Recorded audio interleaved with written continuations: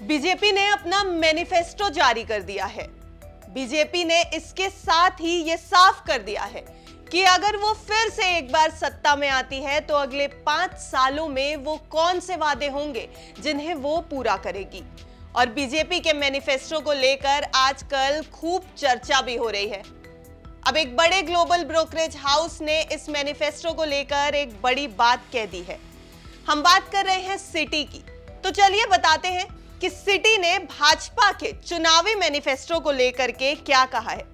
नमस्कार, मेरा नाम है अनिमा द्विवेदी और आप देख रहे हैं बिज़ तक। सिटी के इकोनॉमिस्ट ने कहा है कि बीजेपी के इलेक्शन मैनिफेस्टो में बड़े आर्थिक सुधारों का अभाव है।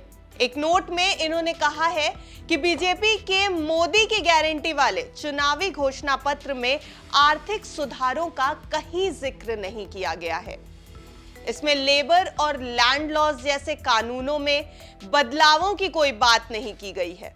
बीजेपी ने अपने मैनिफेस्टो में ज्यादा नौकरियां पैदा करने, इंफ्रास्ट्रक्चर और मैन्युफैक्चरिंग को बढ़ावा देने और कम ब्याज पर छोटे कारोबारियों को लोन देने जैसे वादे किए हैं।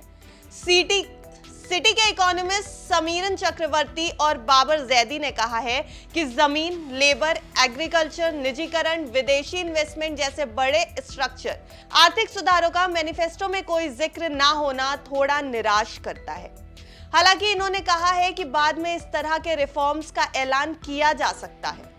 लोकसभा इलेक्शंस की शुरुआत 19 अप्रैल से हो रही है और 7 चरणों में होने वाले मतदान का आखिरी चरण 1 जून को होगा। चुनावी नतीजे 4 जून को आ जाएंगे। सिटी के इकोनॉमिस्ट ने यह भी कहा कि इन चुनावों में भाजपा की अगुवाई में एनडीए की तीसरी बार में भी सत्ता में आने की उम्मीद है। ज्यादातर ब्रोकरेज हाउस इसी तरह की भविष्यवाणी कर चुके हैं।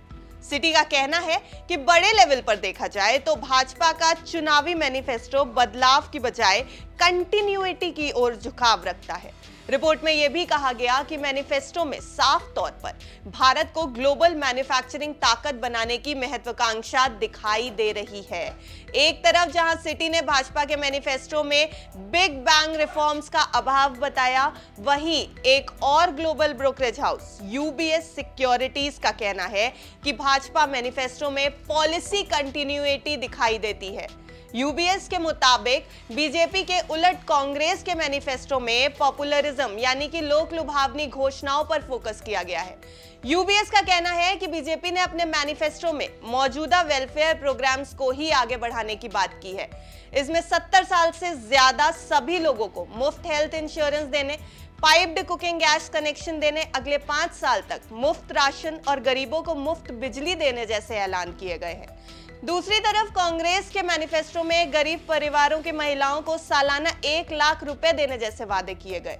कांग्रेस ने एमएसपी को भी लीगल गारंटी के तौर पर देने की बात कही है। यूबीएस ने कहा है कि इससे देश का मौजूदा फूड सब्सिडी बिल 25% बढ़ जाएगा।